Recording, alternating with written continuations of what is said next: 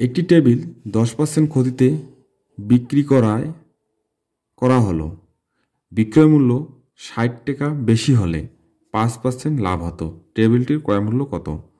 এখানে দেখো, খেয়াল করো যে দুটো বিক্রয় মূল্য দেওয়া আছে, তার সাথে একটা কথা তোমরা খেয়াল করবা, যেটা হচ্ছে কি 60 টাকা বেশি হলে, যখনই এই ধরনের দুটো বিক্রয় মূল্য থাকবে এবং টাকা বেশি হলে, এটা থাকলে তোমরা একটা টেকনিক অবলম্বন করবা যে দুই বিক্রয় মূল্যের পার্থক্য করে দেবা, অর্থাৎ বিয়োগ করে দেবা দুটো বাইর করে। দেন আমাদের এখানে চিন্তা করো যে টেবিলটি ক্রয় মূল্য কত। ক্রয় মূল্য কিন্তু দেওয়া নাই, তাহলে আমরা ক্রয় মূল্যটা ধরি ক্রয় মূল্য 100 টাকা। এখন প্রথম বিক্রয় মূল্য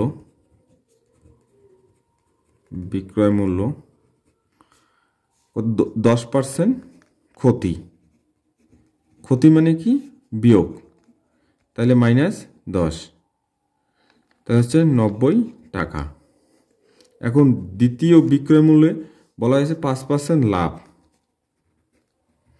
মানে কি 100 থেকে যোগ 5, 100 সাথে যোগ হচ্ছে 5, তাহলে 105 টাকা। আমি বলছিলাম কি দুটো বিক্রয় মূল্য পার্থক্য বের করতে হবে। দুই বিক্রয় মূল্যের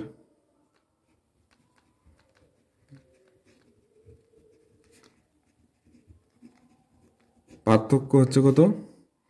105 - 90, তাহলে হচ্ছে কত টাকা?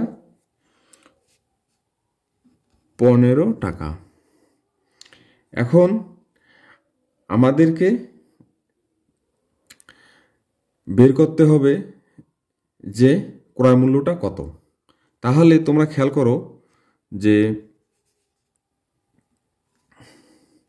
এই 15% সমান কিন্তু এই 60 টাকা। আমার এই দুই বিক্রয় মূল্য পার্থক্য হচ্ছে 60 টাকা। তাহলে আমরা লিখতে পারি যে 15% সমান হচ্ছে 60 টাকা। এখন অতএব 1% সমান কম হলে ভাগ, উপরে 60 নিচে 15। কত বলছে ক্রয় মূল্য? 100 টাকা। 100 টাকা 100 টাকা হলে বেশি হবে, 60-এর সাথে গুণ, নিচে 15, তাহলে সরি এই 15 4 15 60, এখানে হচ্ছে 100, তার মানে হচ্ছে 400 টাকা। আমাদের অ্যান্সার হচ্ছে 400 টাকা, এটাই উত্তর।